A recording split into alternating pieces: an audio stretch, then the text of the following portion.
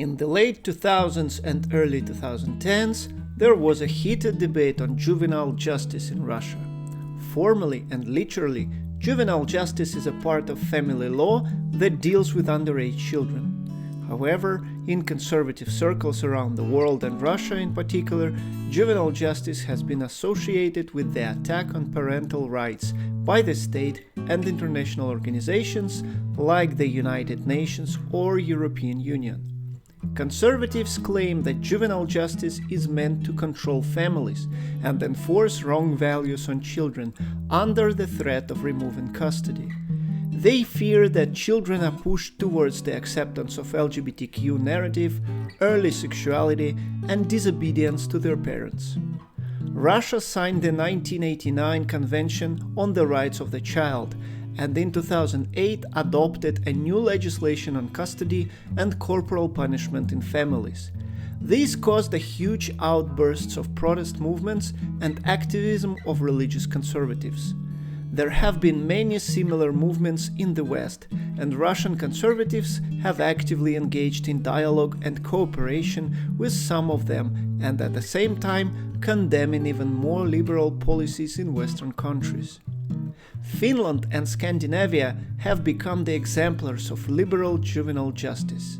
Many conservatives believe that children in those countries are raised in a forced tolerance to LGBTQ issues, gender fluidity, open sexuality, and rebellion against their parents. Those countries are infamous among Russian conservatives for putting children in adoptive families for something seemingly insignificant like spanking. In Russia, spanking is largely a common practice when raising a child. Some marginal religious radicals even practice the spanking of their wives.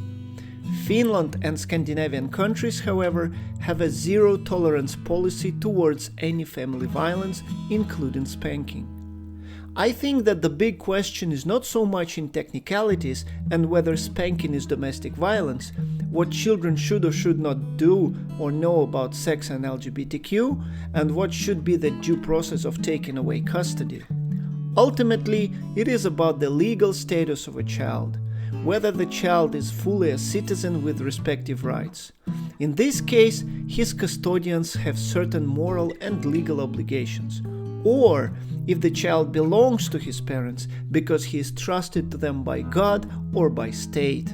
In this case, taking away custody is an extreme measure which allegedly cannot be implemented for spanking, because spanking is a legitimate method of punishment in a conservative family. When it comes to LGBTQ issues, sex education, or legal disputes with a minor child's parents, Russia has not always been as conservative as she is now. Anything that could be interpreted as LGBTQ propaganda, and in practice it is interpreted very widely, is simply punishable by law, especially when it comes to children. Back in the 1990s and early 2000s, before the anti-LGBTQ legislation, which I discuss on my channel, open discussion or showing same-sex relationships on the TV, in movies, art, literature, or music was legal and even somewhat trendy. Most of the society, whether religious or not, was still conservative and disapproved of open expressions of alternative sexuality.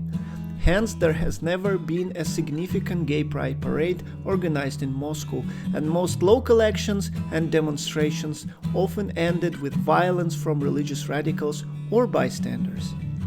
When it comes to sex education, there were heated debates, again in the 1990s and early 2000s, about the appropriate form and content. Due to a fierce opposition from the religious crowd and the prevalence of conservative values in Russian society, most of such attempts were very timid.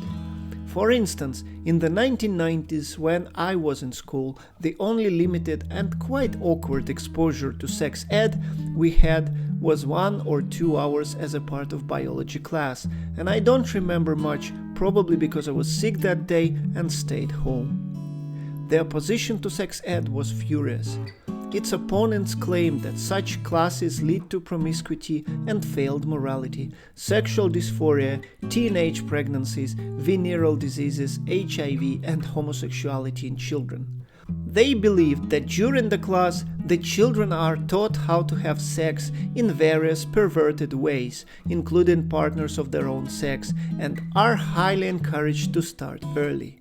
The much less vocal minority of sex ed proponents argued for the opposite, that balanced and age-appropriate information can help to prevent unwanted pregnancies and diseases, or, if the minors are already sexually active, to minimize all possible risks instead of shaming them or trying to pretend it is not happening. Nevertheless, by the start of the so-called conservative turn of the 2010s, sex ed in schools was already off the table. In the first decade of Putin's presidency, however, there were still heated debates on juvenile justice. One of the key figures of the movement was Irina Bergset. A divorced single mother, Irina Fralova, married the Norwegian Kurt Bergset and moved to Norway, where they had one more child together. After 3 years together, in 2008, they divorced and started a custody battle over their shared child. Irina lost the custody, left for Russia, and unfolded an unprecedented campaign against juvenile justice in Russia and Europe. She was invited to many TV shows and online media, where she claimed that her ex-husband and his friends repeatedly raped her children. Moreover, she claimed that Norwegian authorities sided with him because the whole educational system in Norway is focused on enforcing tolerance to LGBTQ values and pedophilia. With illustrious examples, too problematic for a YouTube video, she claimed that it is a norm in Norway and highly encouraged. To be honest, I believe that Irina Bergset is mentally unwell.